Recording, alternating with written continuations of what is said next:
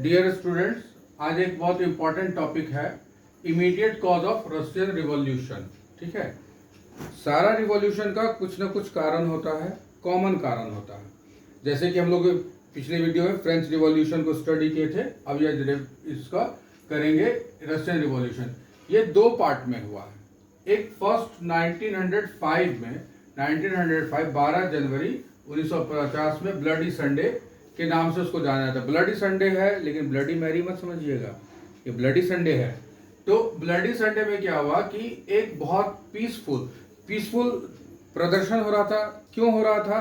क्योंकि ये jar Nicholas के जो इमेच्योर डिसीजन थे, इनकॉम्पिटेंट डिसीजन थे, जिसके कारण बहुत महंगाई बढ़ गई थी, मजदूरों के साथ बहुत परेशानी हो गई थी और सारा चीज गड़बड़ हो गया था। तो ऐसी परिस्थिति में क्या हो गया, महंगाई बढ़ने के लिए के विरोध में एक पीसफुल डेमोन्स्ट्रेशन, एक जत्था जा रहा था, जिसको उस वक्त के एक प्रीस्ट फादर जी गैबन उसको लीड किए। लेकिन चूंकि जैसा मैंने कहा कि ये ऑटोक्रेटिक हो गया, निरंकुश हो गया था। निरंकुश को मतलब उसको कुछ सोचना समझना नहीं है, उसने इंपीरियल गार्ड को भेजा और गोली चलवा दी, और जिसमें 300 लोग मारे गए। इसीलिए इसको ब्लडी संडे के नाम से जाना जाता है।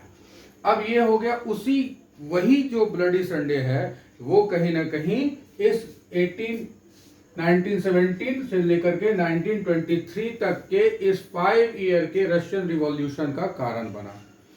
ठीक है, तो अब ये जो हुआ इंडस्ट्रियल, अब ये कहां से शुरू हुआ? रूस और जापान। रूस कितना बड़ा कंट्री और जापान इतना सा कंट्री, इतू सा कंट्री जापान।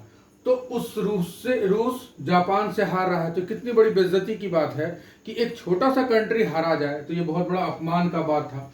अब जब कहीं युद्ध हो रहा होता है तो उसमें वॉर एक्सपेंडिचर होता है, बहुत सारी महंगाई बढ़ जाती है, खर्च बढ़ जाता है। तो वो सारा बोझ किस पे पड़ता है? जैसे कि फ्रेंच रिवॉल्यूशन में था, वो थर्ड स्टेट पे पड़ता है, यानी कि किसान पे पड़ता है, मजदूर पे पड़ता है। तो इसके लिए क्या हो गया, बहुत सारी महंगाई बढ़ गई और सारा जो थर्ड स्टेट, यहाँ पे थर्ड स्टेट वर्ड नहीं यूज करते हैं, लेकिन जो यहाँ पे लेबर वर्ग था, यहाँ पे जो एग्रीकल्चरल फार्मर वर्ग था, और उस सारे का बहुत परेशान हो गया।